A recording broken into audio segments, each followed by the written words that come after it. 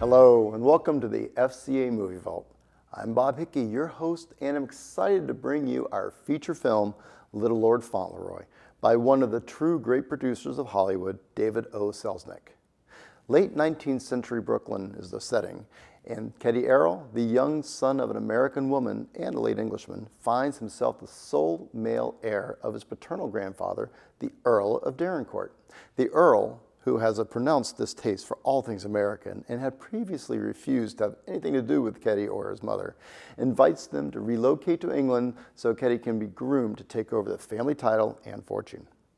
Will the oldest aristocrat, a gruff character with a stern grip on the family wealth, remake the generous and easygoing Teddy to his image? Or will it go the other way around? This film is one of the 4 Selznick International Pictures productions that fell in the public domain after renewal registrations were not filed timely. These are all well-made, well-acted, big-budget productions and are worth a look. For reference, the other 3 are Nothing Sacred, A Star is Born, both of those from 1937, and Made for Each Other from 1939. Thanks to our friends at archive.org for not only this preceding blurb, but also making this wonderful collection of films, as with most that we showed you on the FCA Movie Vault, available to movie fans everywhere. I'll talk more about Selznick after the movie, but for now, why not pour yourself a glass of something fun, sit on back, and enjoy Freddie Bartholomew, Dolores Costello, and Mickey Rooney in Little Lord Fauntleroy, presented on Foxborough Cable Access with no commercial interruption. Enjoy.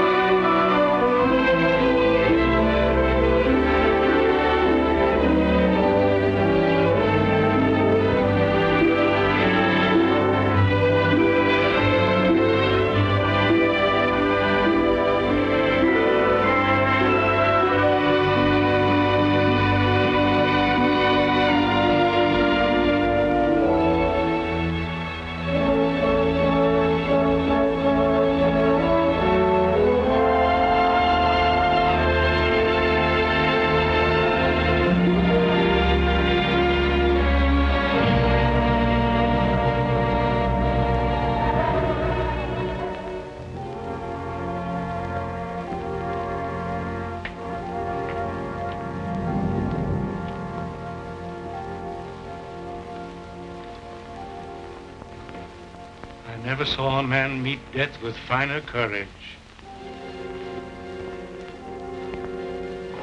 Don't let us stay in there too long.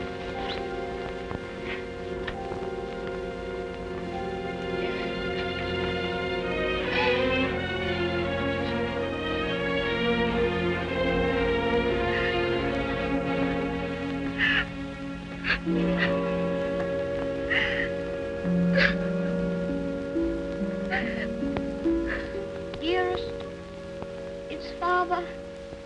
is Father well now? Yes, dear. He's well. He's quite well. But we have no one left now but each other. No one at all. My baby.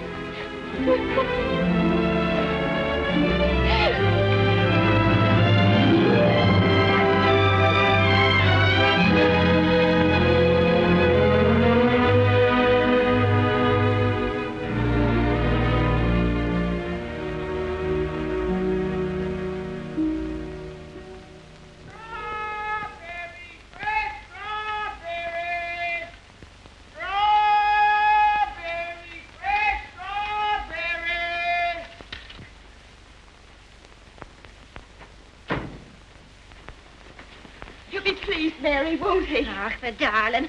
To think of him getting the like of that for his birthday. Sure, he'll be the happiest boy in all Brooklyn till he falls off of it. Yeah.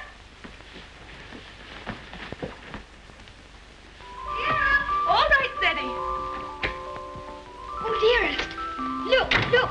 Mary's brother, Michael, has made it for me. And Mary's given me this book. It's The Adventures of Robin Hood and His Merry Men. Listen. Back varlets, touch maid Marian at your peril. However many you be, I defy you all. See, dearest, you're maid Marian, and I'm Robin Hood. They crowd around you. I'll never leave your side, however many there are. Oh. Now, dearest, you cry out, help me, Robin Hood. Help me, Robin Hood. Help, help, help. All it's no, I've got Help! There. Oh. Isn't that? You like it? Oh, my. Of all the events in my life, this is the most magnificent. Do you really like it, darling? It's what you wanted? It's exactly what I wanted. Oh, I do hope it is. Only you will be careful, won't you, and not let it run away with you or anything. I suppose I'm about the safest bicycle rider in the whole of Brooklyn. Do you mind that now, huh? No? Can I ride it now, dearest? Can I go now? Oh. I can't wait 1 minute. Mr. Hobbs has to see it, and Dick. Can I go now, dearest? At once? Yes, dear, only do be careful.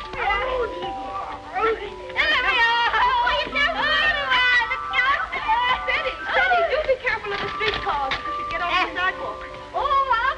Wait a minute. Yes. Goodbye, dear. Goodbye. Oh, be careful, love, be careful, love, be careful.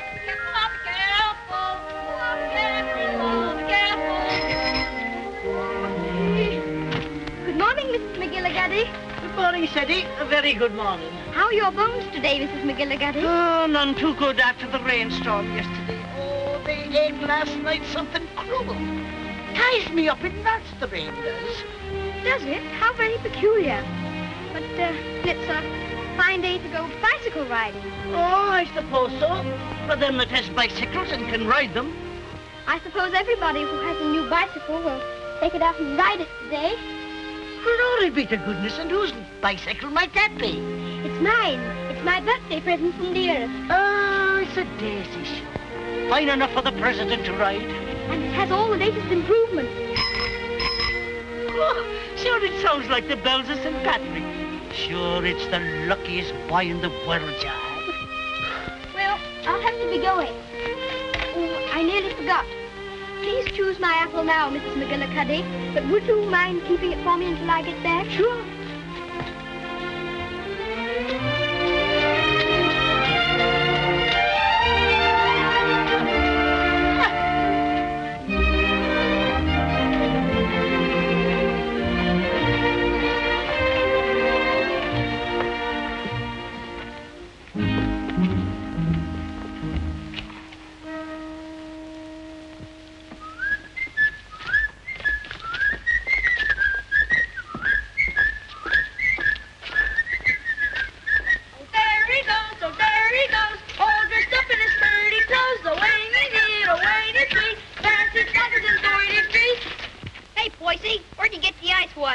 I'd like to get by, please. Give us a little ride, will you, Bub?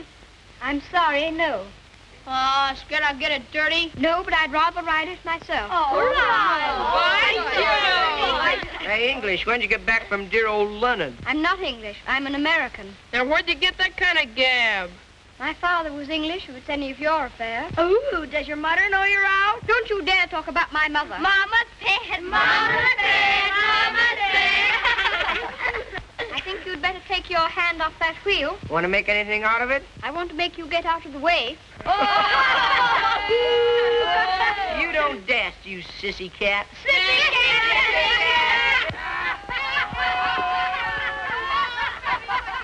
Wait a minute, Seddy. Don't let him bluff you. I'll be right there.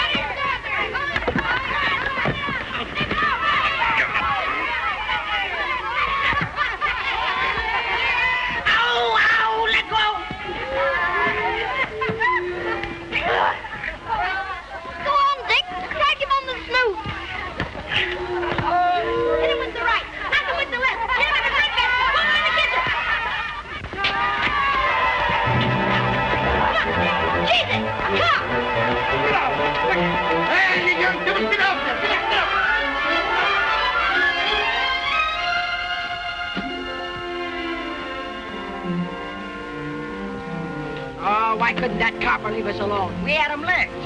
Thanks terribly for coming to my rescue, Dick. Oh, Nix, that makes us even for me giving you the mumps. They didn't even scratch it. Gee willikers, where'd you swipe that? The Earth gave it to me. Isn't it magnificent? It's a lollapalooza. I want you to be the very first person to ride on it. Oh, thanks.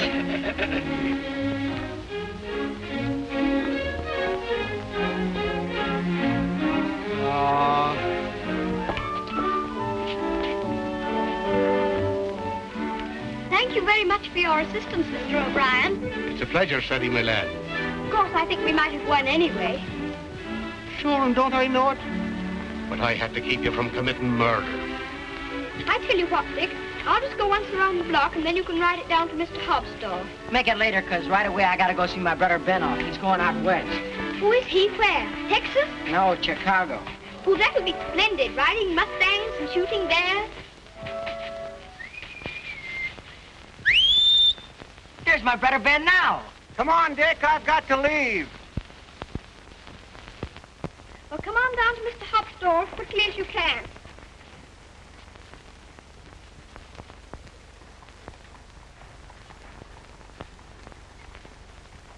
What do you say to a little birthday party? Ginger pop and cookies and some candy. That would be perfect, Mr. Hobbs.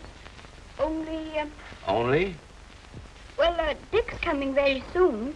And I was thinking, if we could wait. I guess there'll be enough to go around. There's a lump coming, I think. Quite a big one. What are you reading, Mr. Hobbs? Ah, that's the way they go on now. British aristocracy. I've got no use for 'em. Earls and marquises going around as if they was lords of creation, wearing their coronets. Did you ever know any marquises, Mr. Hobbs? Or earls? I should say not. I'd just like to catch one of them inside here, that's all. I'll have no grasping tyrants sitting around on my cracker barrels. Perhaps they wouldn't be earls if they knew any better. Oh, wouldn't they, though? They just glory in it. It's in 'em. They're a bad lot. Here you are, Dick. Just in time for Teddy's birthday feast. Gee, Manetti, ginger pop and everything. Here's to your health, Teddy. Many happy birthdays. Thank you very much, Mr. Hobbs. Why, Mary. Come on home, darling. The mistress is wanting you. Oh, glory be. Would you look at your face? I'm very sorry, Mr. Hobbs, but I shan't be able to stay for the feast. Is there anything wrong with Dearest? Not at all, for there's nothing the matter with her. What's happened, Mary? Now, don't be asking me any questions. Queer, strange things happening to it. If you'll forgive me, Mrs. Errol, you must not disregard the great position to which your son has fallen heir through the death of his uncle, your late husband's brother. But what it amounts to, Mr. Havisham, is that you want to take my boy away from me. Mrs. Errol, you must remember that I'm acting quite impersonally and simply as the lawyer of the Earl of Dorincourt. The Earl of Dorincourt disowned his son and has refused to recognize his grandson until now. Why should I give up my boy? Oh, I'm afraid I've been very stupid, Mrs. Errol. I should have told you. My instructions are that you shall accompany Lord Faultleroy to England. Oh. However, I must remind you that Lord Dorincourt is not very friendly toward you. He's an old man and has always had very strong prejudices against America and Americans and was bitterly opposed to his son's marriage. He's fixed in his determination not to see you. You live at the lodge, and a suitable income will be provided for you. The only stipulation is that you make no attempt to visit your son at the castle, nor even enter the park gates. There's your sister, Mary. Hello, Bridget. Why, what's the matter? Mrs. Michael, it's worse. We've no money and we can't pay the rent. I don't know what I'm going to do about the children. I'll let you not be bothering me now, Bridget. I've more important things to attend to. I wonder what your husband's wishes would have been in this matter. You knew my husband? Yes, I knew Captain Errol well and liked him, as everybody did. He was greatly attached to his old home. Yes, I know. He, above everyone, would have appreciated what this means to your son, the very great advantages he'll have. Yes, you're right. My husband would have wished it. Mr. Havisham, I must ask you to let me tell Teddy about this in my own way and in my own time. He must never know his grandfather dislikes me. If he did, it would make it harder for them to be friends. Very well. Your son will thank you for this when he's a man. I hope his grandfather would love Teddy. He has a very affectionate nature and has always been loved.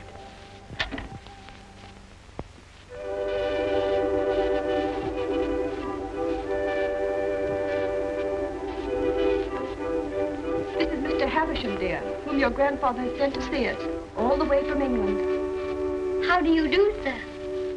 So this is Little Lord Faultleroy.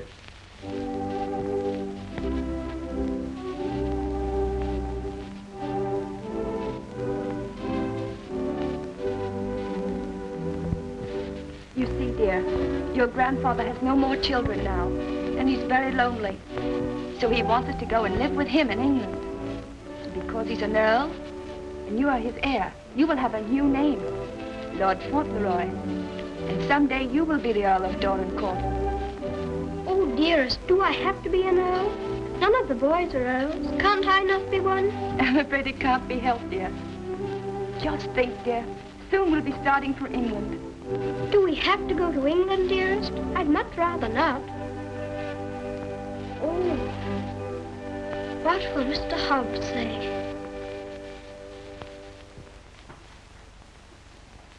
Anything else, ma'am? How much is your table butter?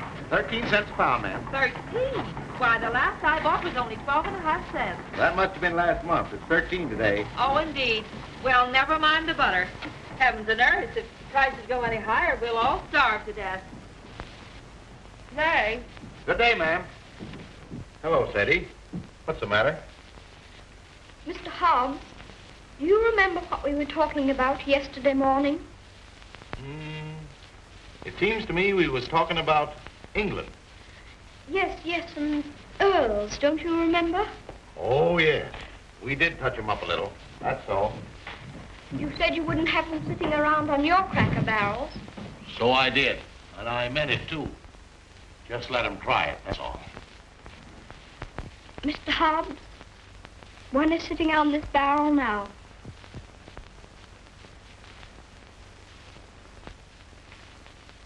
What? Yes, I am one. Or I'm going to be. I won't deceive you, Mr. Hobbs. It's the heat.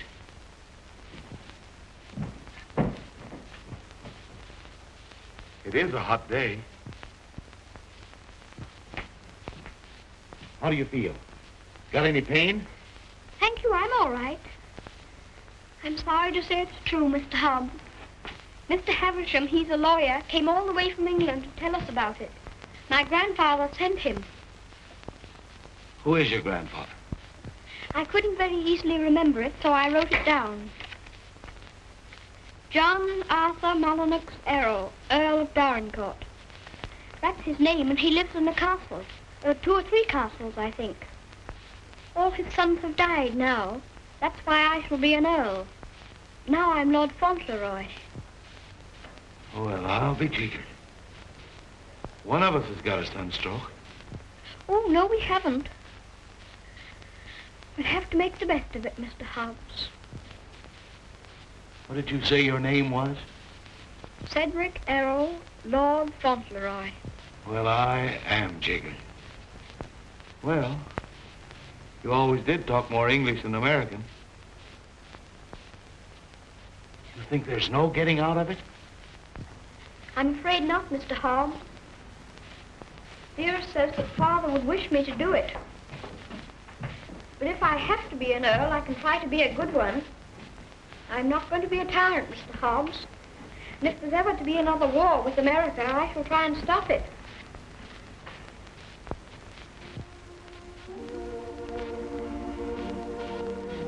England's a long way off, isn't it?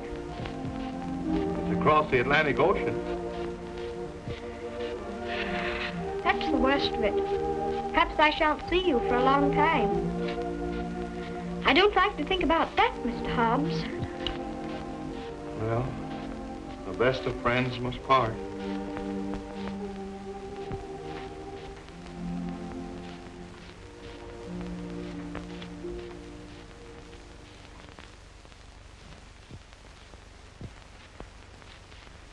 I'm afraid, Mr. Havisham, our American food must seem very strange to you. A little, ma'am. I find that muffins are biscuits and biscuits are cookies. But the cooking's excellent. And after all, it's the company that makes a meal exquisite, not the food. Thank you, Mr. Havisham.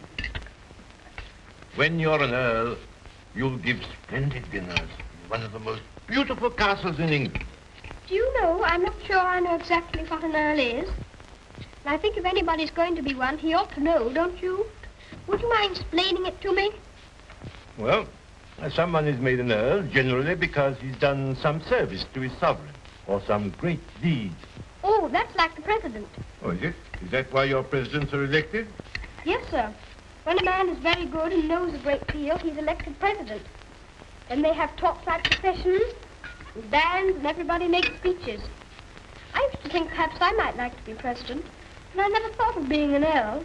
No, being an earl is rather different from being a president. An earl is generally of very ancient lineage. What's that? Very old family. Extremely old. Oh, that's like the apple woman. 100, I should think.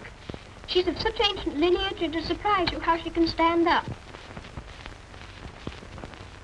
And the rain makes it worse. The first Earl of Dolincourt was created an earl hundreds of years ago. Well, that was a long time ago, wasn't it, dear? Many earls have been very brave men and have fought in great battles. I should like to do that myself. My father was a soldier and a very brave man, as brave as George Washington. I'm glad earls are brave. That's a great fountain. Would you excuse me a moment, please? There's someone I must see. Oh, certainly, of course. There's another advantage of being an earl. Some of them have a great deal of money. That's a good thing to have. I wish I had a great deal of money. Do you? Why?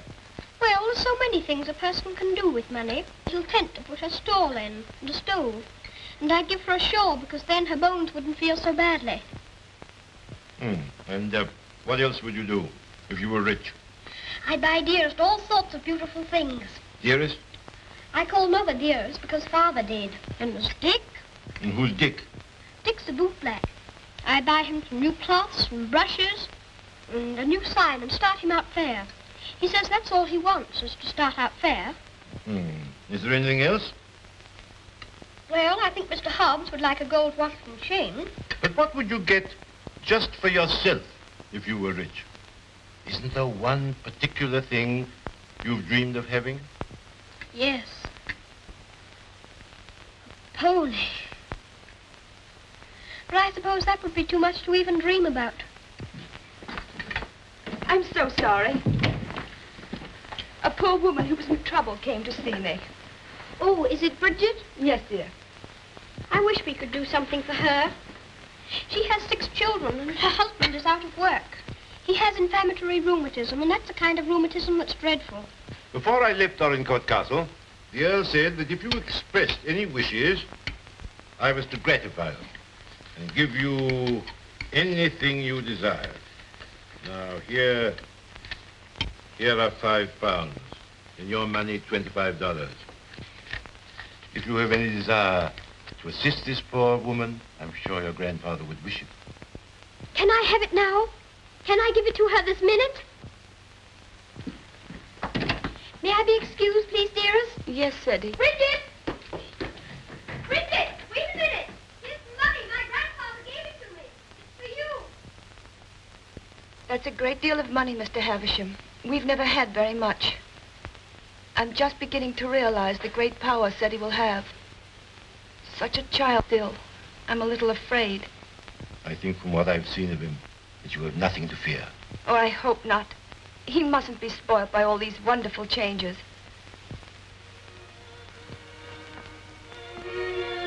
She cried. She said she was crying for joy. never saw anyone cry for joy before. My grandfather must be a very good man. It's more agreeable being an earl than I thought it was going to be. In fact, I'm almost quite glad I'm going to be one.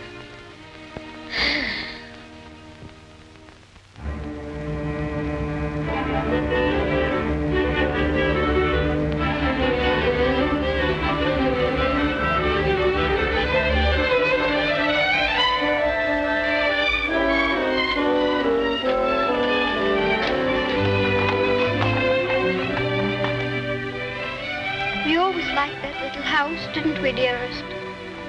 We always will like it. Yes, darling. Yes.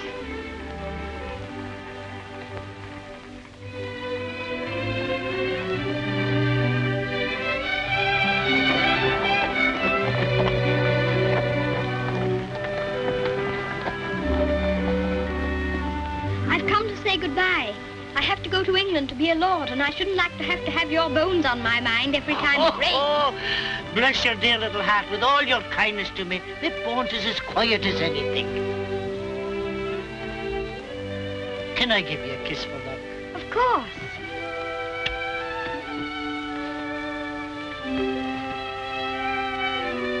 Here's an apple to eat on the boat. Thank you very much. Oh, no, darling. Why should you pay? As my late husband used to say, this one's on the house. Thank you again. Well, goodbye. Goodbye, darling.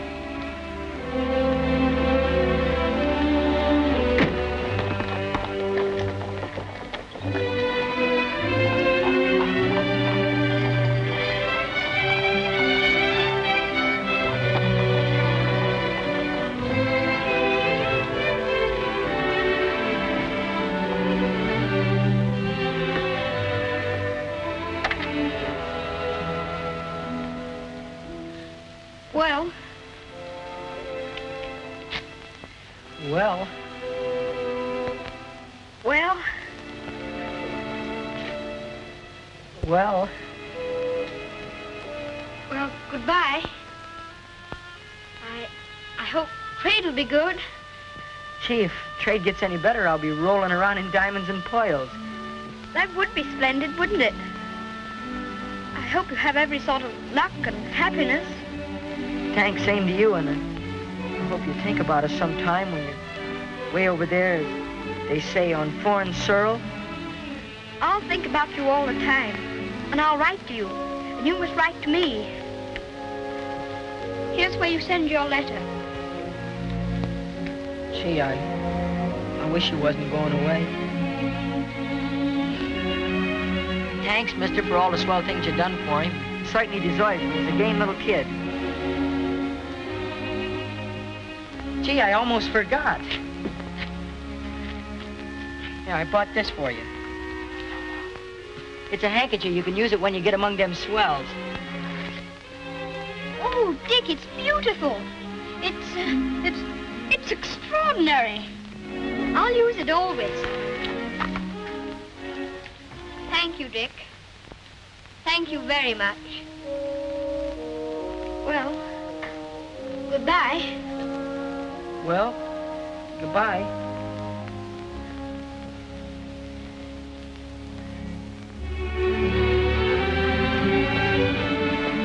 Would you mind very much not going in with me?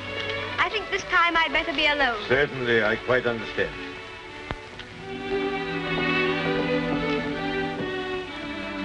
This is for you, Mr. Hobbs.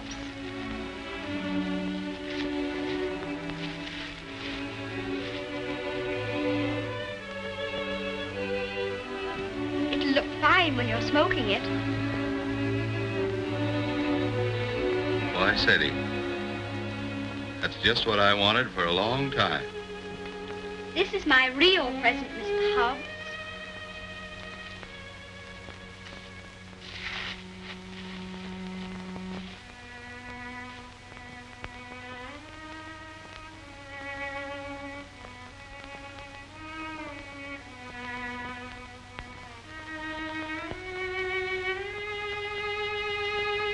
something written on it, inside the case. I told the man what to say. You read it.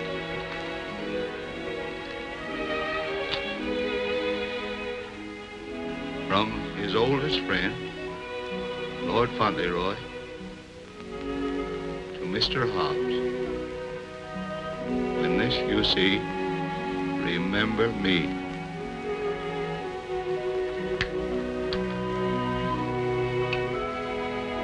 When this you see, remember me. I don't want you to forget me. Oh, I won't forget you. Don't you go and forget me when you go over there amongst those British aristocracy. I shouldn't forget you, whoever I was among. I hope you'll come to see me. Perhaps my grandfather will write and invite you. You wouldn't mind him being an earl, would you? I mean, you wouldn't stay away just because he was one. Oh, I'll come and see you.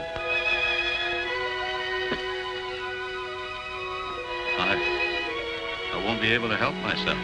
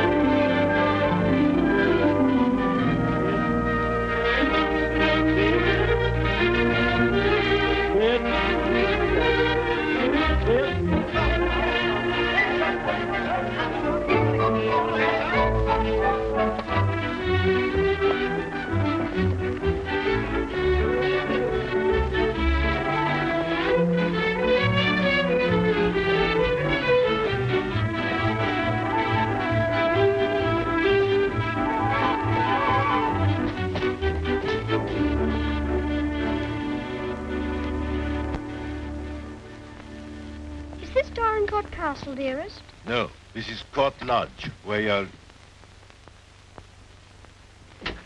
Here's Mary. We had a splendid time in London, Mary.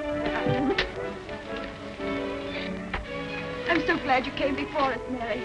We don't feel so strange finding you here to welcome us. Oh, sure, it is the great happiness I wish you, ma'am, in your lovely new home.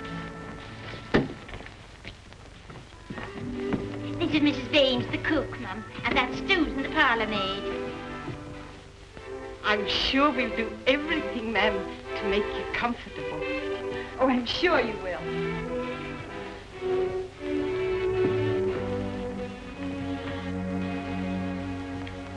I must say goodbye. The carriage is waiting to take me to the castle. I must tell the Earl of your safe arrival. He needn't go tonight. I'd so like to have him with me my first night here. No, I'm sure Dorincourt won't expect his grandson tonight. Tomorrow will be time enough. I dread so to tell him that we're not going to live together anymore. I'm a coward, I know, putting it off so long, but it's the most difficult, the most cruel thing I've ever had to do.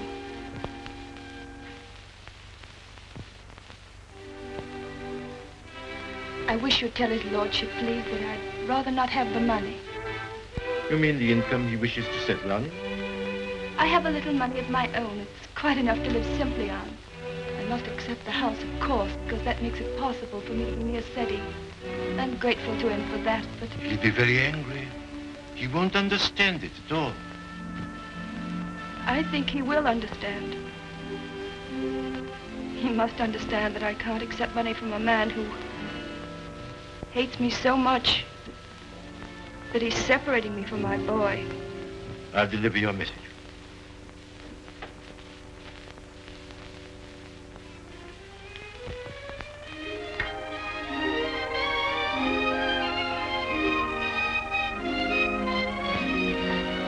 I think it's beautiful here.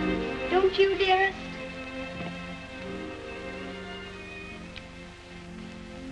Seti, darling. There's something I must tell you. You're not going to understand it, I know. But I want you to believe me as you always have when I tell you it's for the best. Tomorrow, Mr. Havisham will take you to your grandfather, and you will live with him at the castle. But I shall not go with you. This pretty house will be my home, and Mary will be here to look after me. But dearest, you don't mean... You can't mean that we're not going to be together, just as we've always been. Oh, no, I can't. I couldn't. I won't. I won't. Ceddie, you must be brave and sensible. If there are some things you can't understand now, you'll understand them later. It's best for you to live there. There are good reasons why it is. You mean you want me to go away from you? Of course not, darling. But now you're growing older, and we must trust, help one another without asking any questions. You know, Ceddie, your grandfather loves you, wants you to love him. He's so kind, he wants you to be happy and to make other people happy. But dearest, I can't be happy without you. But you won't be without me all the time. I'm not far from the castle here. You'll run in and see me every day. You'll love the castle. And there'll always be something new and interesting to tell me. And I'll have things to tell you. Oh, Ceddie, we'll have such good times together. We'll be finding things out, both of us. We'll be explorers. Yes. Like Mr. Stanley and Mr. Livingston. That'll be exciting. And every night, when it grows dark, I'll put a candle in the window to guide you through the jungle, Mr. Stanley.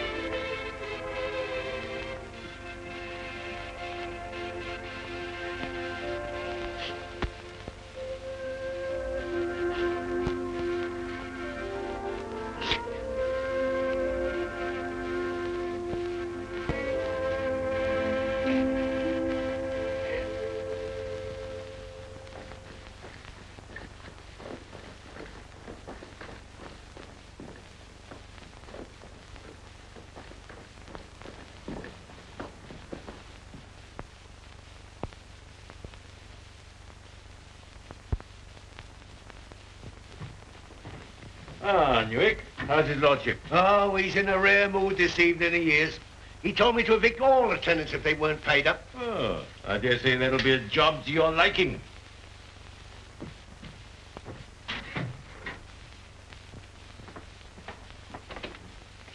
Oh, sir. Ah, Purvis. Glad to see you again. I'm very glad to see you, sir. Oh, idiot! Do what you're told. Read what's ordered. Gout. Oh, yes, sir. These last few weeks have been the worst I've ever known, sir. I'm surrounded by a lot of incompetent nincompoos. Shut the door, you blockhead! I can't stand him no longer, Mr. Purvis. He's too much for any man. Cursing and swearing and calling people out the names like he does. And it ain't just today, it's every day. Thomas, you brought in the 63 port. He prefers the 51. Oh, I to know he didn't say. Fetch the other bottle. What business you got drinking port anyway in this condition? I can't feed and house every lady lout in the parish, and I won't. You and your poor. I've had enough of them. But, my lord. Mr. Mordaunt is with him, sir. I said all I had to say, and now I say good night. Good day, my lord. Good day. Oh, how do you do, Mr. Havisham? Mr. Mordaunt. Mr. Havisham, my lord.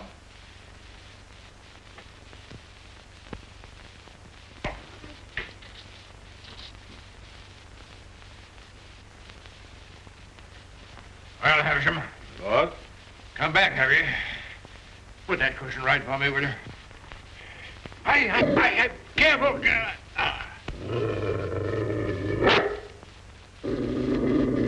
What's full of hot needles? Well, what have you got to tell me? Lord Faultleroy and his mother are at Court Lodge. They bore the voyage excellently and in good health. Ah. What else?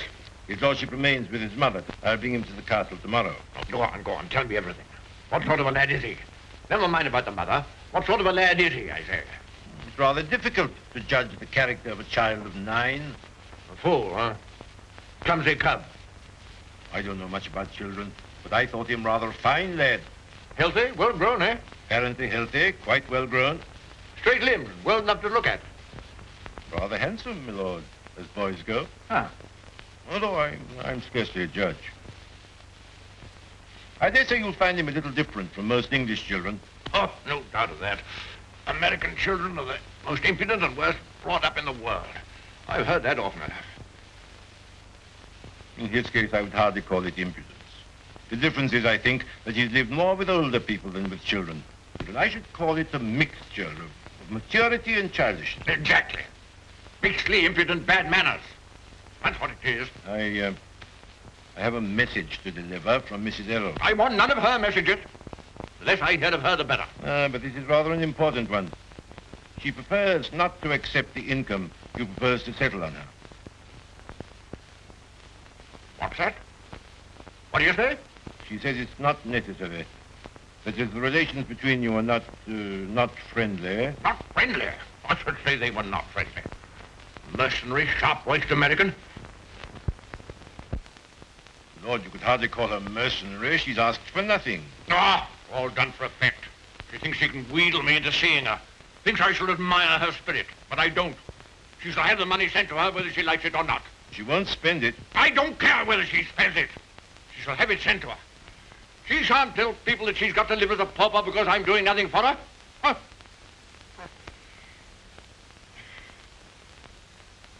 I suppose she's poisoning the boy's mind against me, too. No. I have another message that'll prove to you she's not done that. I won't care.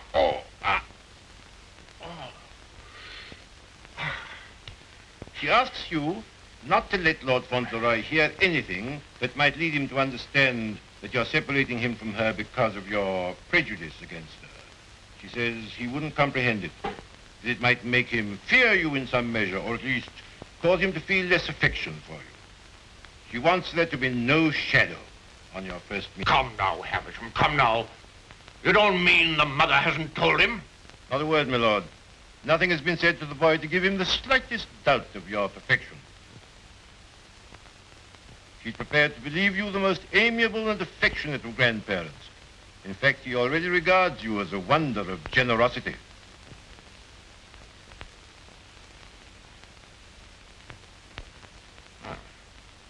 He does, eh?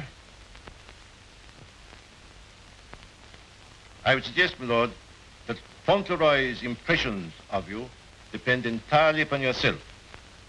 I make a further suggestion, that you'll succeed better with him if you take care not to speak slightingly to him of his mother. The boy's only 9. Nevertheless, those 9 years have been spent at his mother's side. She has all his affection. So he thinks me generous, eh?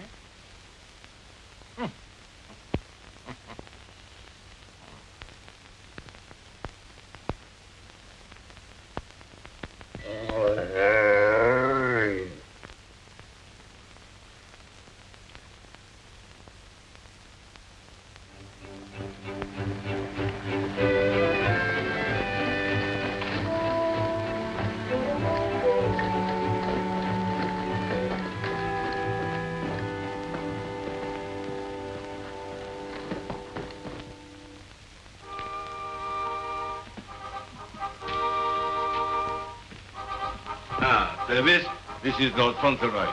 My lord. How do you do? Thank you, my lord.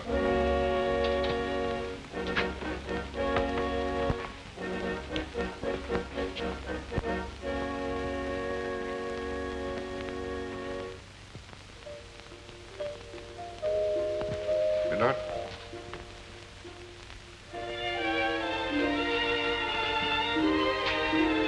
This is Lord Faultleroy, Mrs. Mellon. Lord Faultleroy, this is Mrs. Mellon, the housekeeper. How do you do, ma'am? I should know his lordship anywhere, sir. He had the captain's face and way. Oh, was it you who sent the cab? I'm ever so much obliged to you, ma'am. How do you do? He's a great day, this, sir. Where's his lordship? In the library, sir. Lord Fauntleroy is to be sent to him alone.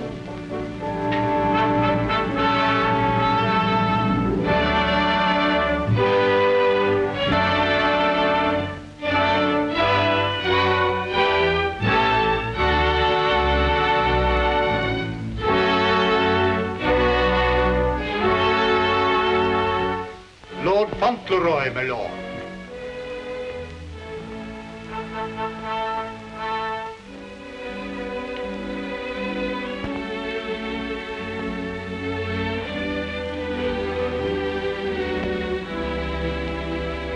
Dougal, come back, sir.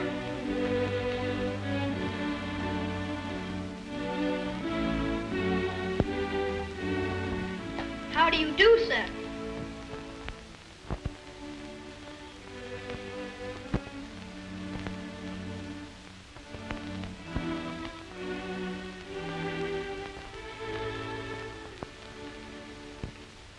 Are you the Earl?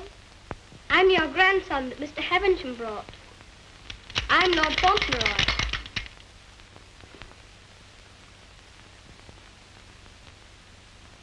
I hope you are quite well. I'm very glad to see you. Ah, you're glad to see me, are you? Yes, very.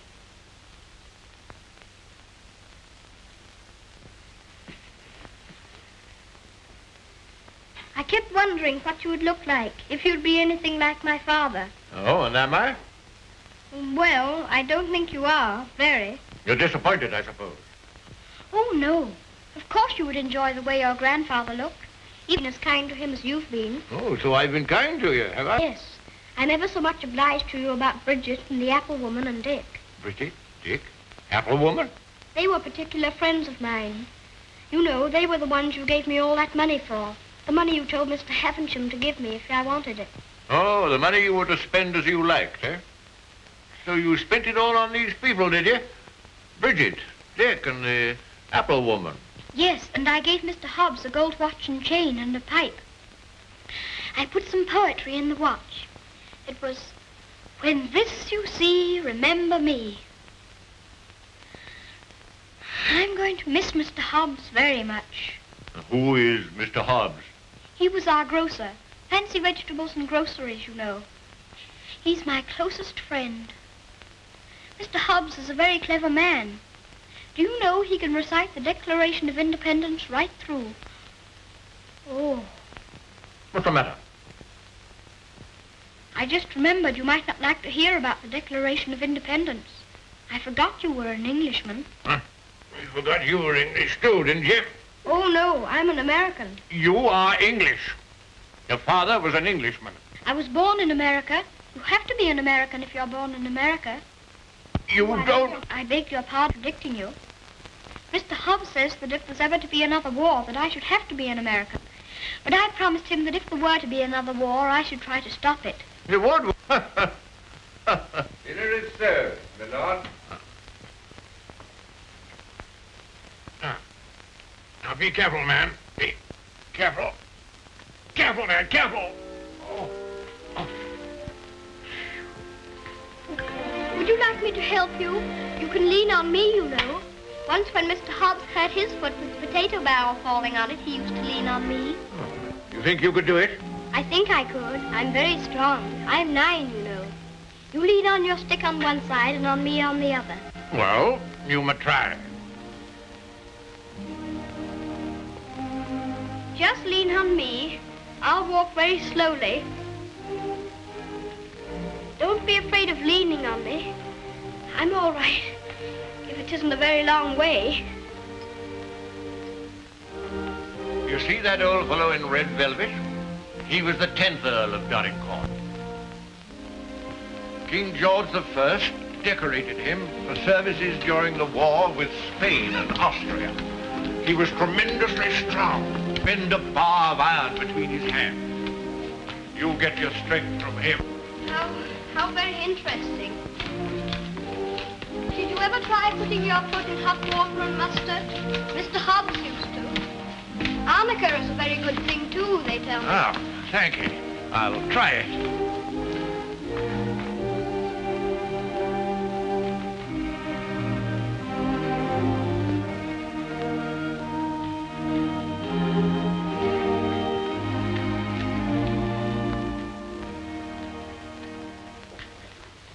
It is warm, isn't it? A person can't help getting warm in the summertime. Great heaven! What's that? It's a present from Dick. Isn't it beautiful? When this I see, I shall always remember Dick. Yes, I should think you would. It's a bit difficult to forget him. Dick's a professional bootblack. You'd like him. He's so square. Square? He wouldn't cheat anyone or hit a boy under his size. Huh? Very praiseworthy. Eh? Thank you.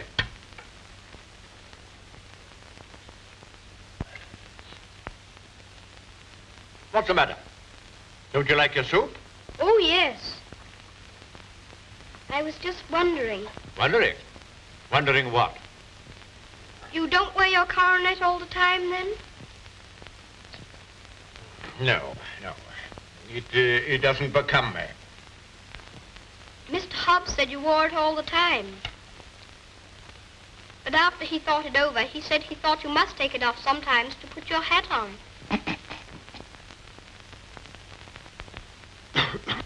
Yes, I take it off occasionally.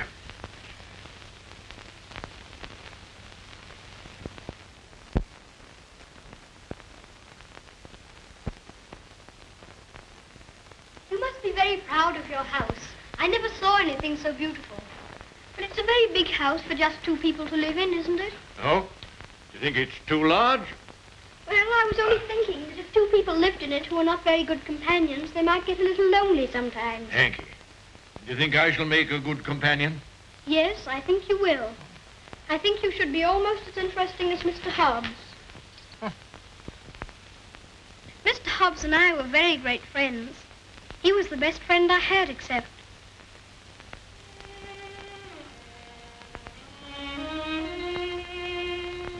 Faultleroy, what are you thinking of?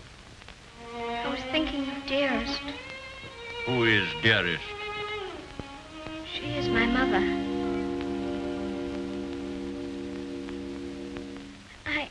I think I'd better get up and walk up and down.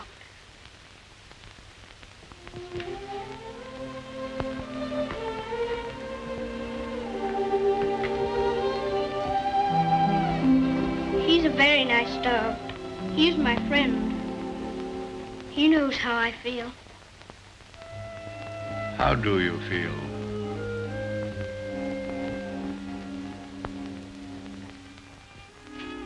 Come here.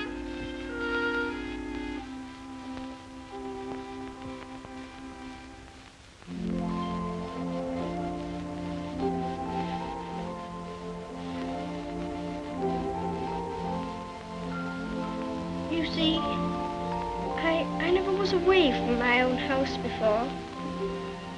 It makes a person feel a strange feeling when he has to stay all night in another person's castle instead of his own house.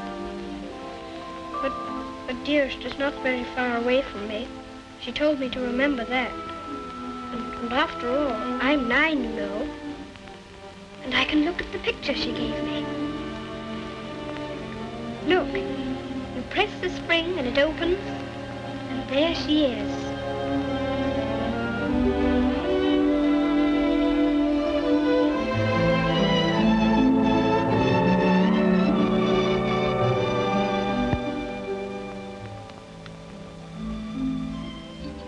And I suppose you think you're very fond of her. Yes, I do think so, and it's true. Mr. Hobbs and the others were my friends. But Dearest is my close friend. My father left her to me to take care of. When I'm a man, I'm going to work and earn money for her. Oh. What do you think of doing? Well, I did think of going into business with Mr. Hobbs. I should like to be president. We'll send you to the House of Lords instead. Well, if I couldn't be president, and if that's a good business, I shouldn't mind. The grocery business is dull sometimes. Yes, there's the House of Lords. But it's the business that every Earl of Dorincourt goes into. I shall have to talk to Dearest about it.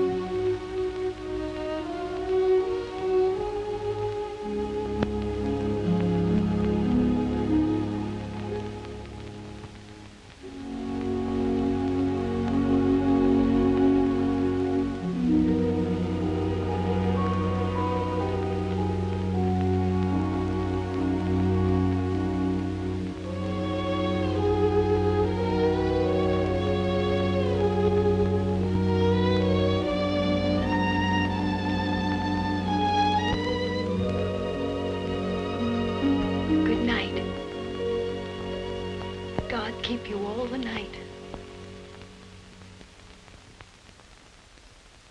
Morning, Thomas. Good morning, sir. His lordship? In the library, sir.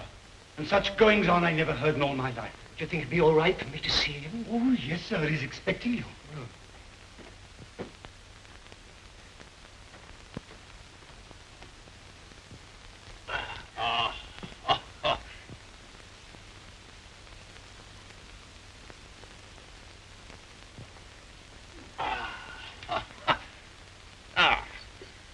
Morning, Mordaunt. Found a new employment, you see. Any good at marbles, Mordaunt? My muscles are a little stiff, my lord, but I'll see what I can do. Oh, pity about that. I'd forgotten about your age.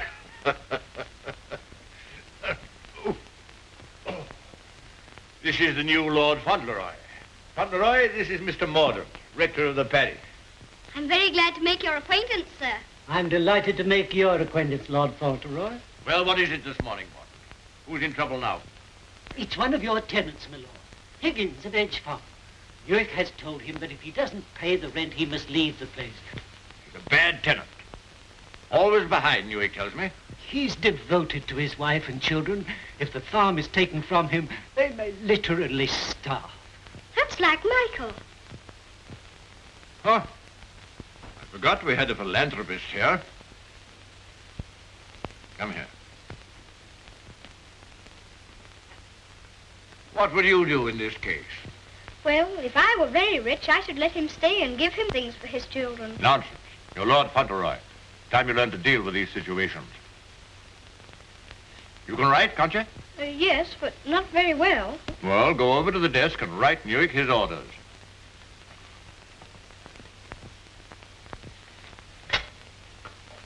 Now, what must I say? You must say... Higgins is not to be interfered with for the present.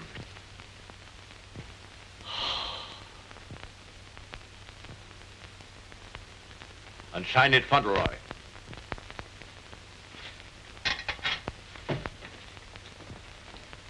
Do you think it will do?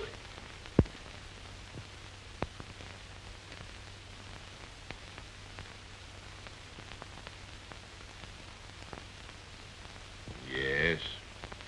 Higgins will find it entirely satisfactory. Mr. Hobbs always signed his letters that way, and I thought I'd better say please. Is that exactly the right way to spell interfered? Well, it's not exactly the way it's spelled in the dictionary, but... I was afraid of that. Yes, Higgins won't complain of the spelling. I think you must be the best person in the whole world. Don't you, Mr. Mordaunt? I shall write and tell Mr. Hobbs. Oh, and what'll you tell him? I shall tell him I think you're the kindest man I ever heard of, and that you're always thinking of other people and making them happy, and that I hope when I grow up I shall be just like you. Just like me. There you are, Mordaunt. Take that with you. I will indeed. This is good news. Thank you, my lord. Oh, don't thank me. Thank Faultleroy. Thank you. Goodbye, sir. Goodbye.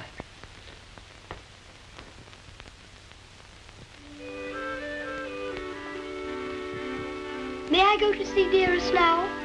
I think she'll be waiting for me. There's something for you to see in the stables first. Ring the bell. In the stables? If you please, I'm very much obliged, but I think I'd better see it tomorrow. She'll be expecting me all the time. Very well. We'll order the carriage. And you don't care to see what's in the stables? Oh, I do, I do. Oh, it doesn't matter. It's only a pony. Pony? Whose pony is it? Yours? Mine. Yes. Oh, I never thought I'd have a pony. I never thought that. How glad Dearest will be. You give me everything, don't you? Wouldn't you like to see it? Of course I want to see it. I want to see it so much I can hardly wait. But I'm afraid there isn't time. You must see your mother this afternoon. You can't put it off till tomorrow? Why, she's been thinking about me all the morning, and I've been thinking about her. Oh, you have you? I'll ring the bell.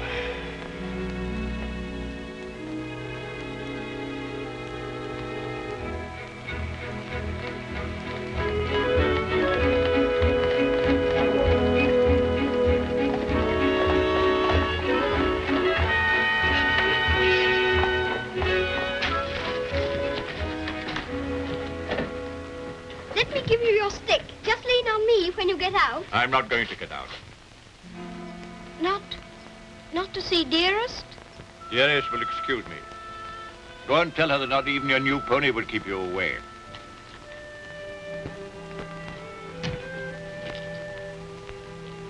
She'll be disappointed.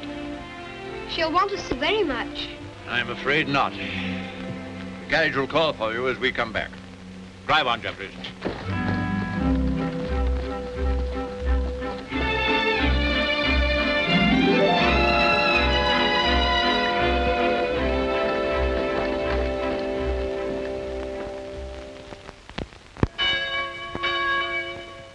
Shame, uttered from his own mother. Cook at Court Lodge was telling Sarah she'd never have worked for a sweeter lady, Mrs. Errol. The letter was written by the little gentleman his own self, signed with his name to. Faultleroy, as large as life. The little precious. Aye, that's the mother. Pretty young thing, too. Good morning, ma'am. Good morning. God bless you, ma'am. Thank you. Good morning, ma'am. Good morning.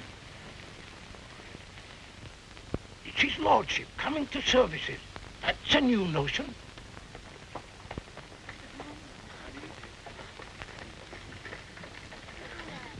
They say even his gout's improving.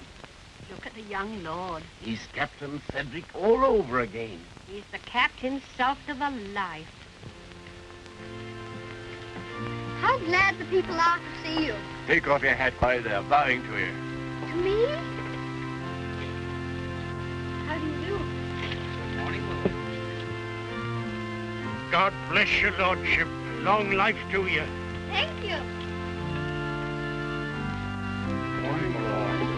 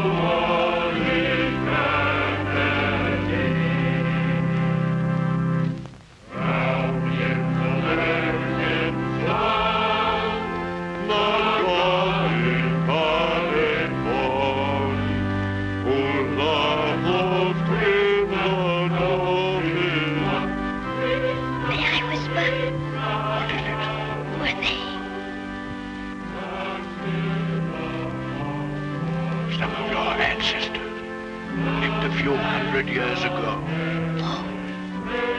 Perhaps I got my spelling from them. Shepherding of Israel.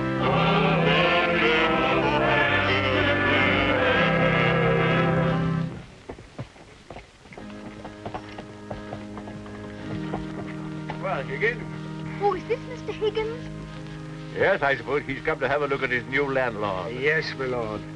I understand his young lordship was kind enough to speak for me, and I thought I'd like to say a word of thanks.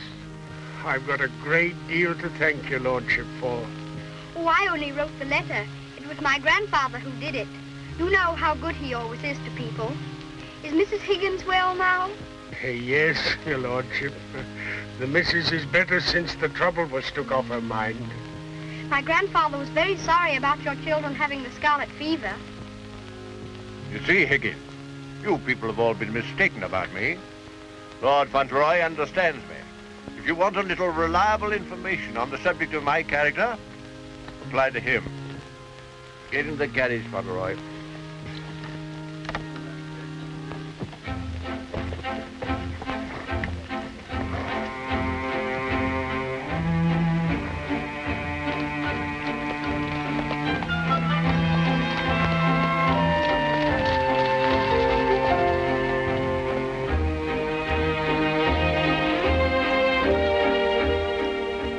Miss your mother very much? Yes, sir. I miss her all the time. You don't miss her, do you? I don't know her. I know. And that's what makes me wonder. She told me not to ask any questions, and I won't, but... See her almost every day, don't you? Isn't that enough? We used to see each other all the time. And we could tell each other things without waiting. Well, don't you ever forget about her?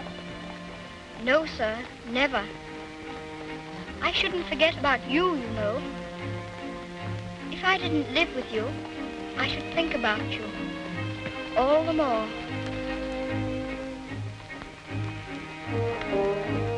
On my word, I believe you would.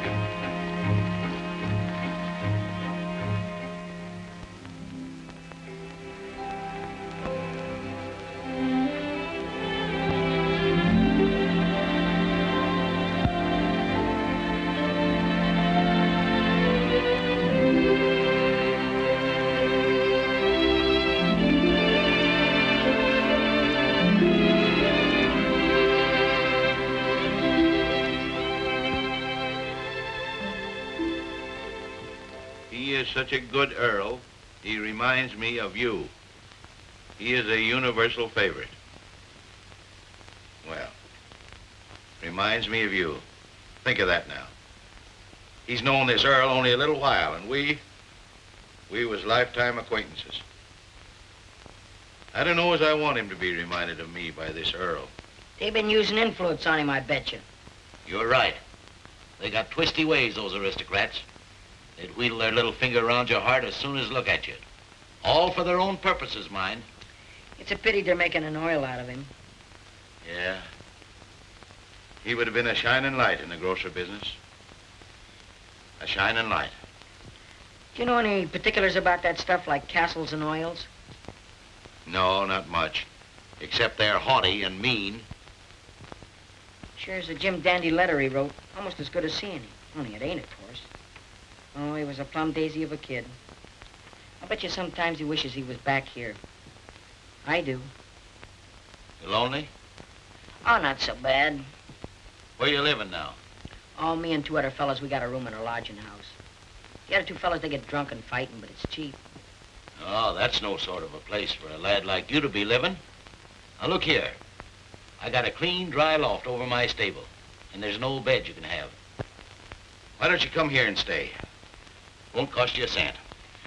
Gee, do you mean that, Mr. Hobbs? Well, certainly I do. Yahoo! Gee, Mr. Hobbs, talking about oils, you ain't no oil, you're a prince.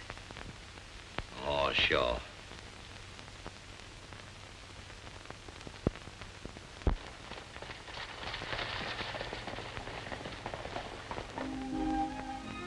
I wonder whether he will have an American accent.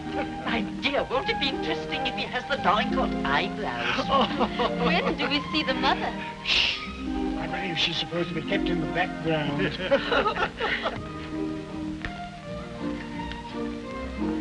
Well, Molyneux, is this the boy? Yes, Constantia, this is the boy. Faultleroy, this is your great aunt, Lady Lorridale. How do you do, great aunt? How do you do, young man? You're like your father. I loved him more than most people in this wicked world. Oh, did you know my father? Know him? Of course I do. Oh, then you must meet Dearest. She will enormously like to talk to you about him. You see, I was the only one she could talk about him to who knew him. And I was so small when he... Yes, Faultleroy, this is your great uncle, Sir Harry Lorridale. How do you do, sir? Here you're fond of horses. I confess to you, Constantia, that what you'll probably see for yourself. There's a risk of my becoming rather an old fool about him. Becoming? By the way, the mother, what does she think of you? I don't know. I haven't asked her. You must come over to Lorridale Park one day and see us. There are some new cocker puppies in the kennels. You shall have your pick. Oh, thank you very much indeed, Uncle. Only Dougal might be offended. You see, he's very fond of me, and I really shouldn't like to hurt his feelings. Hurt his feelings. That's a good one. Did you hear that, Connor? Hurt his feelings. This is Miss Herbert Faultleroy. I want you to be great friends with her. How do you do? Have you met Dougal? He shakes hands beautifully. Shake hands with Miss Herbert, Dougal. He's a great friend of mine. I like making friends, don't you? Yes, I do. May I be your friend? And Dougal. Oh, yes, if you please. How's your lumbago, Fortescue? Better, I hope. Thanks. Much better. I've known Dorincourt as well as anyone could know him for 35 years. And that's the first time he's ever bothered to inquire about my health. Most extraordinary. Havisham, you're late. What's kept you? Beg your pardon, my lord. I was detained by extraordinary news. News? What? What news? Not now, if you don't mind. Later, my lord, later.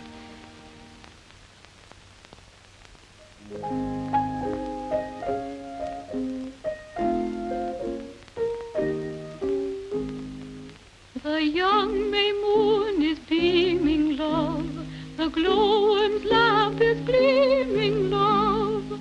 How sweet to roam through Mona's grove, while the drowsy world is dreaming, love. Then awake till rise of sun, my dear.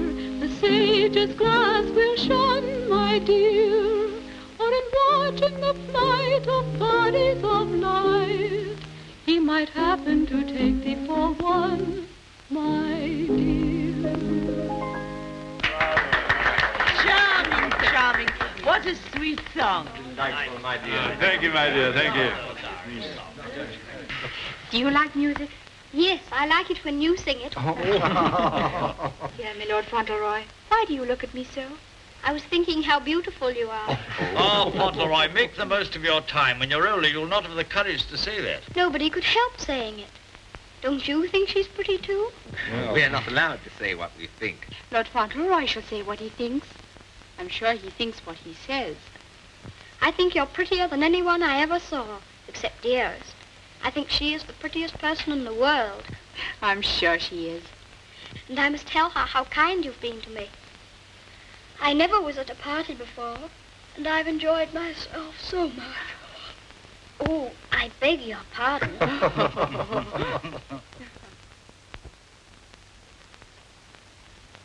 Good night, little Lord Fauntleroy. Keep well. Thank you very much.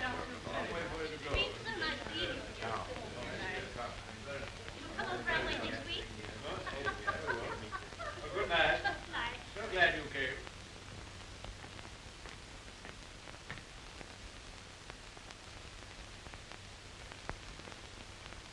Well, Havisham, what the world's the matter? Something serious must have happened to make you behave like this. What is it? It's bad news. The very worst of news, my lord. I'm sorry I have to be the bearer of it. Why do you look at the boy so? You hang over him like a bird of ill omen. Has it anything to do with Faultleroy? My lord, I waste no words. My news has everything to do with him. If we're to believe it, it's not Lord Faultleroy who lies asleep before us, but only the son of Captain Errol. The present Lord Faultleroy is the son of your boy Bevis, and at this moment is in a lodging house in London. What do you mean? You're mad. It's a lie. An abominable lie. If it's a lie, it's painfully like the truth. A woman came to my chambers this morning and told me that she married your son Bevis in London 11 years ago. She showed me the marriage certificate.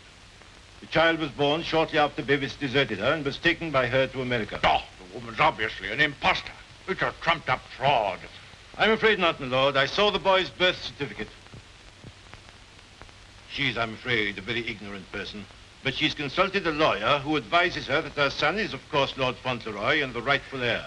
She demands that his claim be immediately acknowledged. I'll protest this to the last. I'll disown Bevis's boy. I'll have nothing to do with him or his mother. You can't disown him, my lord. Nothing we can do can keep the eldest son's child from his inheritance.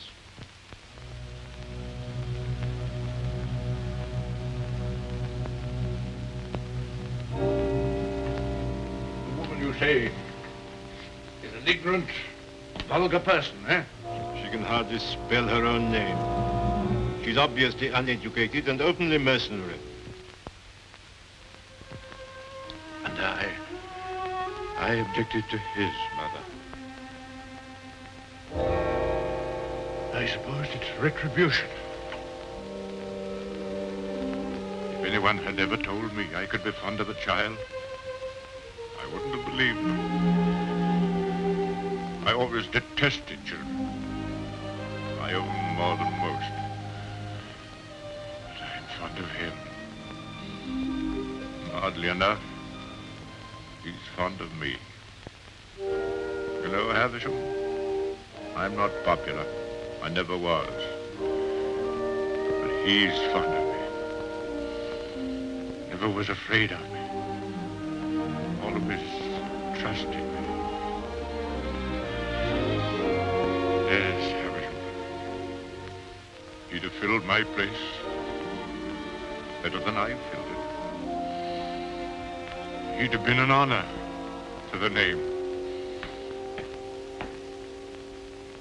You rang, my lord? Take Lord Faultleroy to his room.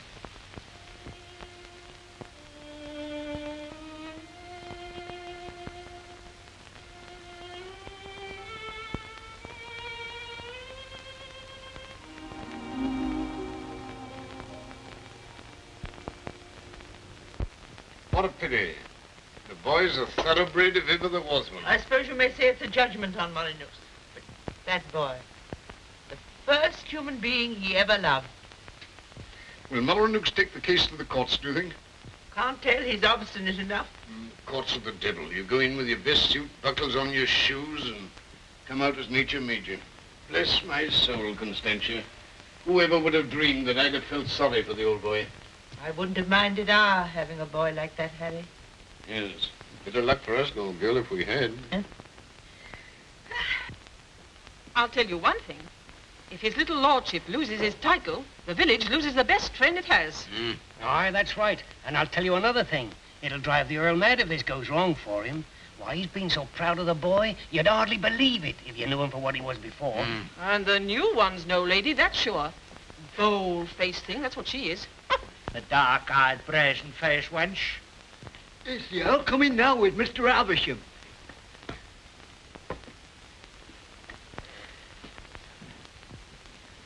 You've someone here calling herself Lady Faultleroy. I want to see her. Aye, come the ways, my lord. This way, my lord.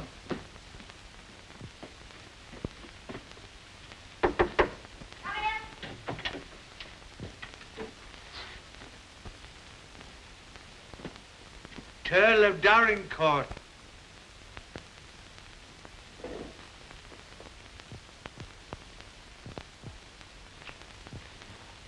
Pleased to meet you, I'm sure, my lord.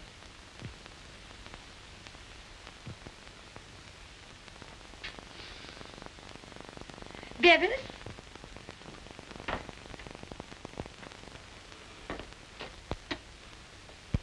Go shake hands with your grandpa.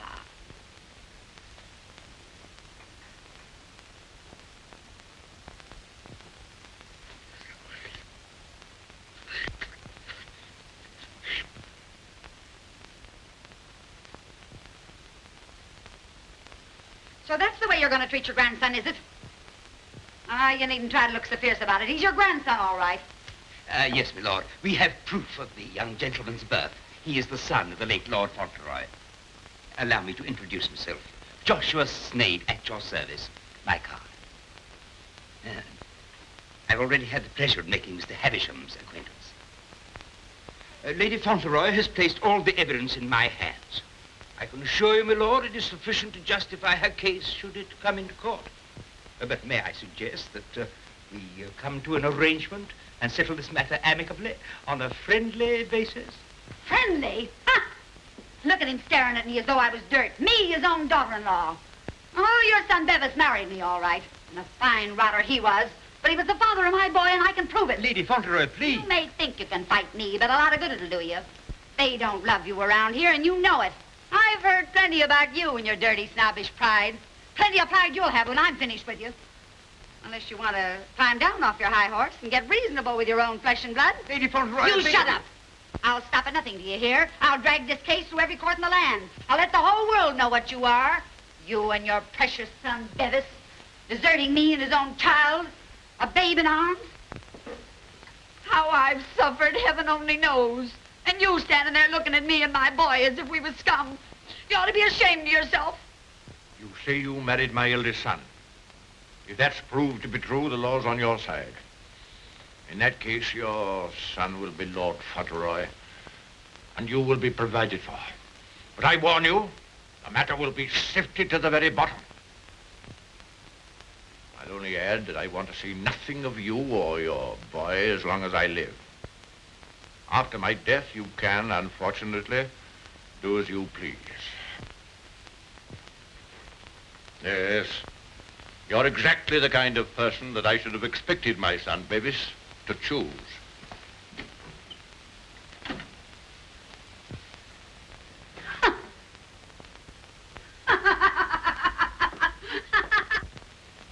I'm afraid, Dorincourt, there can be no two opinions.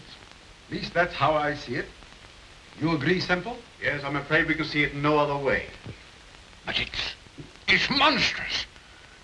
That woman, that boy, are utterly unfit. Alas, the law can take no cognizance of such things. I sympathize, Dorincourt, more than I can say.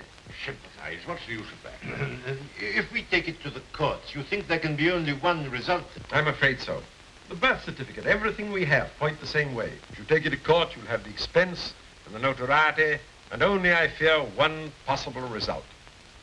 Perhaps the boy won't turn out so badly as you fear. Perhaps you can do something with him. That boy? That oaf?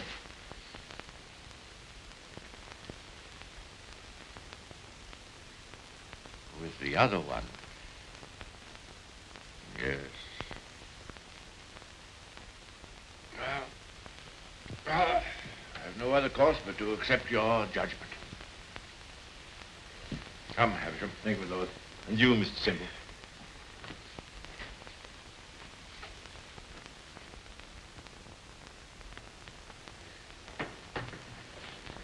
It's the Earl, ma'am. The Earl itself. Show him in.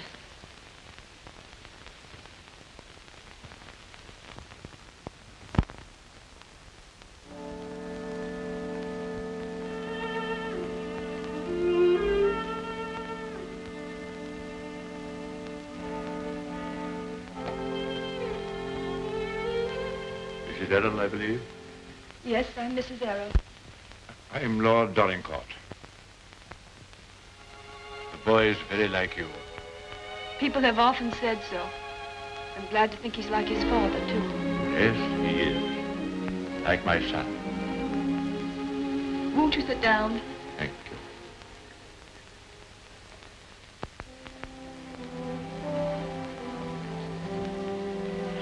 I've come to tell you that I've had the very best, the highest legal opinion. I'm sorry. This outrageous woman and her child. Perhaps she cares for him as much as I care for Seti, my lord. Her son is Lord Faultleroy. Mine is not. Yes, I'm afraid you're right. Perhaps you would have preferred that Seti should not be the Earl of Dorincourt. It's a very magnificent thing to be the Earl of Dorincourt, my lord. I know that.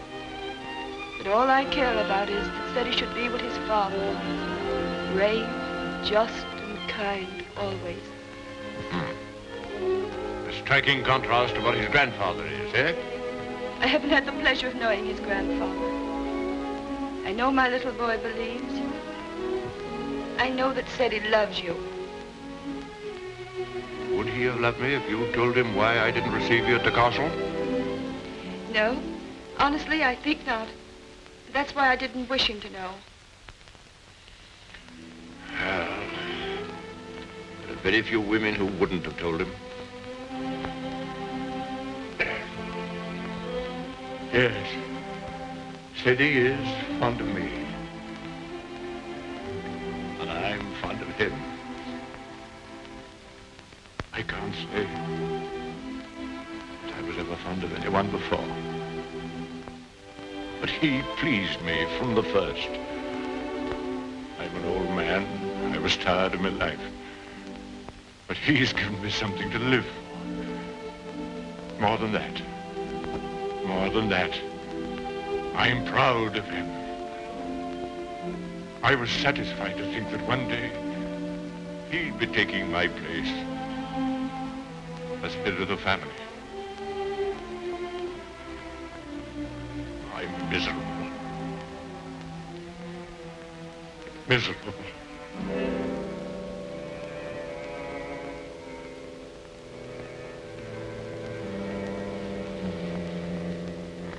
Much troubled, you must be tired. And you need all your strength. Thank you.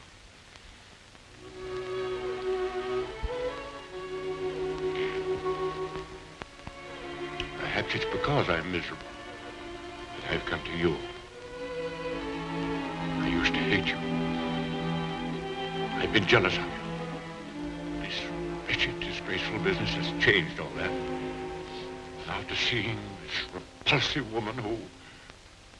Well, I felt it would be a relief to come to you. I'm an obstinate old fool, I suppose. I know I've treated you badly. But I've come to you because the boy cares for you. And because I care for him.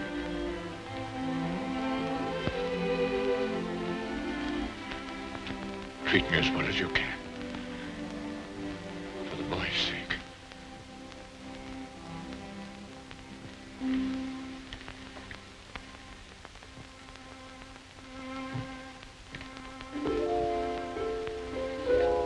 Whatever happens, he shall be provided for. Sadie shall be taken care of now and in the future.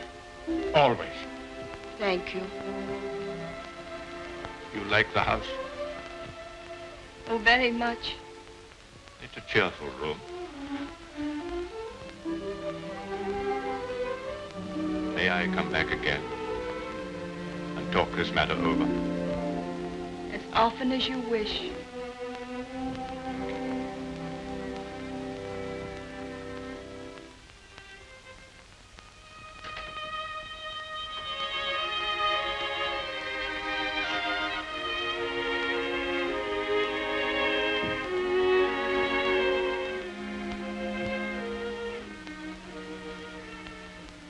Bad news, haven't you? Yes. The worst. And I'm not Lord Fauntleroy anymore, am I? No. She's beaten me. Then the other boy, he will have to be your boy now, won't he? Like I was? No. But he'll have to live in the castle if he's Lord Fauntleroy, won't he? Common little brat shall never enter this place in my lifetime. I'll take care of that. Then I can still be your boy, even if I'm not going to be the Earl, just like I was before. My boy. Yes, you'll be my boy as long as I live. And by Jove, sometimes I think you're the only boy I've ever had. Then I don't care about the Earl part at all. I thought, you see, that the one that was going to be the Earl had to be your boy. That I couldn't be. I shall never take anything from you that I can hold for you. Come what may, you shall have all that I can give. All. And dearest, will her house be taken away from her? No. You can take nothing from her. Nothing from either of you. Come. Time to go to sleep.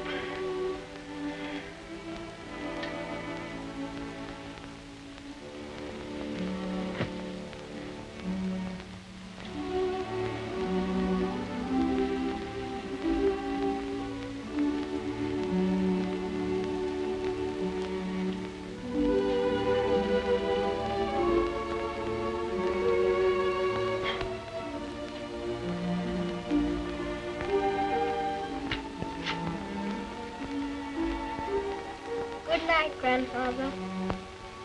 Good night, my boy.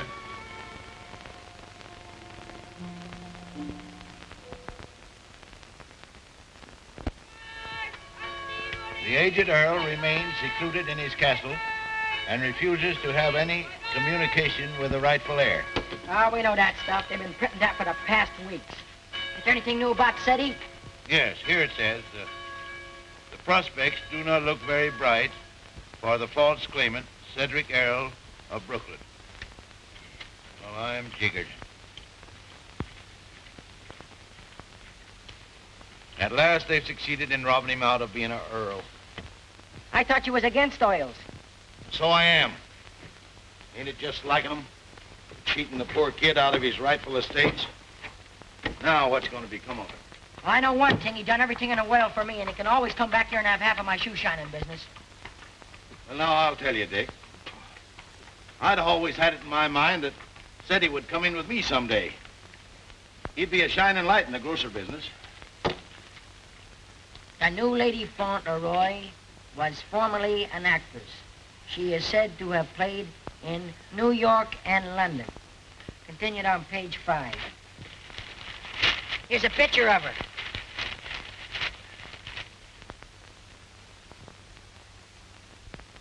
Holy mackerel. What's the matter? Here, look at this. It's her. Her? She ain't no aristocrat, she ain't. I know her as good as I know you. It's Minna, Ben's wife. Your brother? Sure. You mean it's some kind of hocus pocus? Sure I do. Well, I'm jiggered. She was married before, but I never heard of her having no other kid but Ben's kid. You mean the one Ben went out to Chicago to look for? Sure. Maybe she had another kid in England. Maybe she did and maybe she didn't. We'd ought to do something about this. You're dead right we oughta. But we got to get the proper advice. Gee, I wished I knew Alderman Murphy. I know Alderman Murphy. You do? Yeah, come along. Let's go right now. Them Earls, they've always had a spite against us Americans ever since the Revolution. What a place. What a hole. I'm sick to death of it. Cooped up here, week in and week out with nobody to talk to. You're complimentary. I wasn't meaning to be. And grateful. You're getting your money, aren't you? Business is business, you know. Business. I'm sick of business.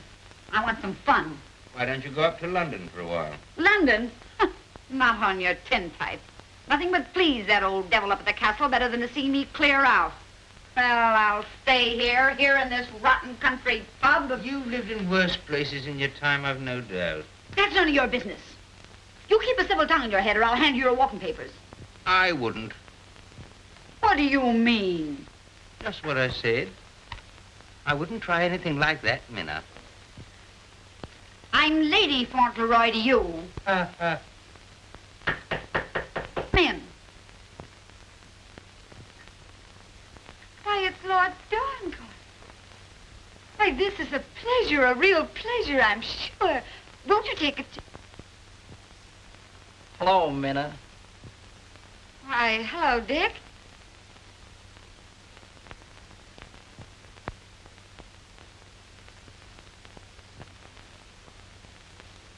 Why, Ben, what are you doing here? Where have you been all this time? You know her? Funny if he didn't, seeing as how he was my second husband. Where's the child? What child? You know what child, our boy Tom. Oh, Ben. But you know, you must have heard. Someone must have told you. Told me what? It was pneumonia. Only 3 days and he was gone. It broke my heart. I meant to write you, but I didn't know where you were. If that's true, who is this boy you've got with you? That's none of your business, Ben Tipton. Can I see him? No, you can't. Tell us, please, why Mr. Tipton should not see your boy. Oh, hello, Uncle Dick. Well, I'll be jiggered. You shut up! You're a dirty pair, you are. Coming all this way to spy on me, trying to do me hurt. I'll have the law on you for the way you're hounding me. You... Silence! Come here, Tom.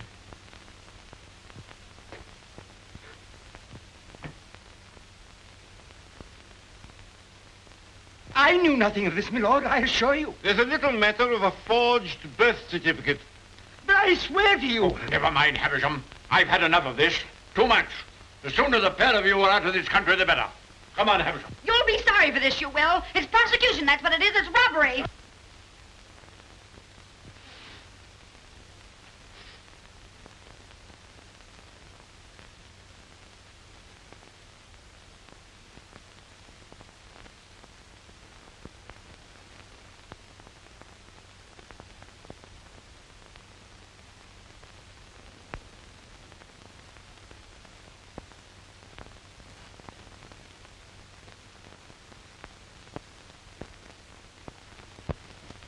This will be somewhat in the manner of a museum, my lord?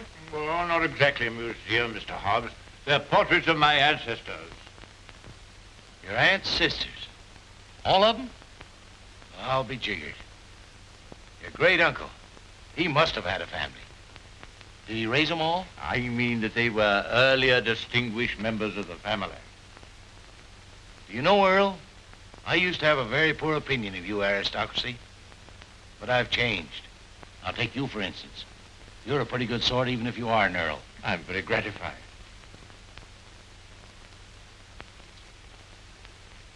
A bit gay, wasn't he? Yes, that's why I have the gout, Mr. Hobbs. Oh. And they was all earls, and said he's going to be one, and own all this. And he'll be worthy of it, Mr. Hobbs. Sure he will. All these earls. You know, I wouldn't have minded being one myself.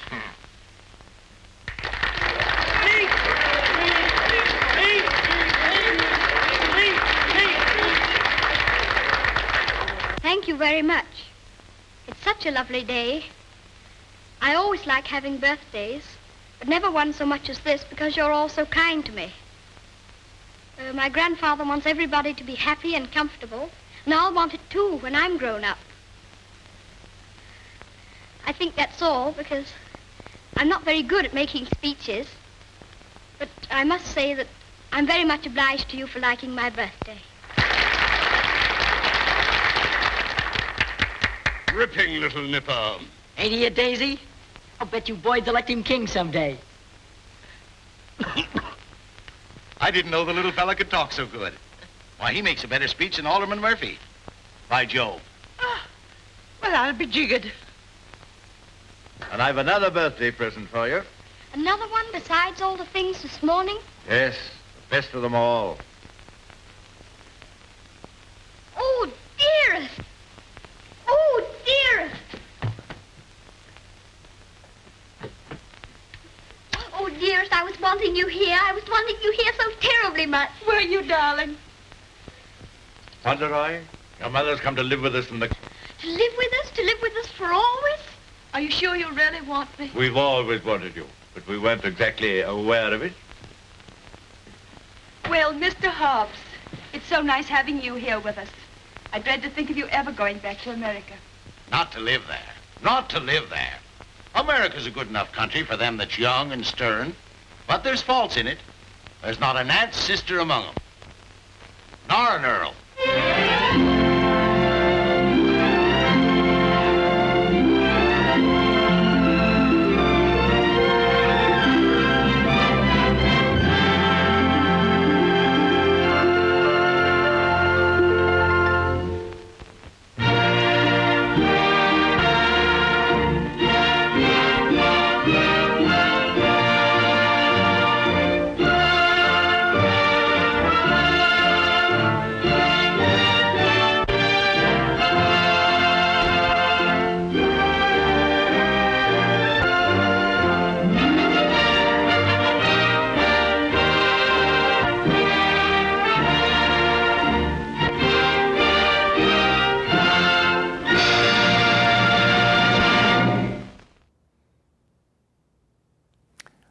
Welcome back. Did you pause to think, as I did, when it was announced that on January 3rd, 2014, the oldest surviving cast member from that American classic, Gone with the Wind, had passed away? Alicia Arrett's death at the age of 98 brings to a close the last link to an earlier, more magnificent period of Hollywood splendor. But as with most tales from Hollywood, this one is more fiction than truth. Arrett was not really an actress by profession, as, despite many offers for additional roles, Gone with the Wind was her only film appearance. In the real world, Arrett was an accomplished sketch and portrait artist, described as her true calling. While sad and giving us pause to think of our own mortality, why do I bring this up? Because life is a continuous link, and as surely as one event is linked to the next, one memory brings up another. The book, required summer reading for me in my 7th grade, was authored by Margaret Mitchell, and so when she claimed in her death in 1949, it was never really intended to be published. Movie producer David O. Selznick paid her $50,000 for the manuscript. But after the Universal smash hit reaps in millions for him, he decided he had drastically underpaid for the novel and doubled the payment to Mitchell. While Gone with the Wind is most certainly not in the public domain, I decided to delve into the Selznick library and pull one of his very best movies available to us. I hope you enjoyed our film presentation of Little Lord Fauntleroy. Stay safe, my friends, until next time, when I hope you will join me as together we watch yet another cinema classic from the FCA Movie Vault. Goodbye.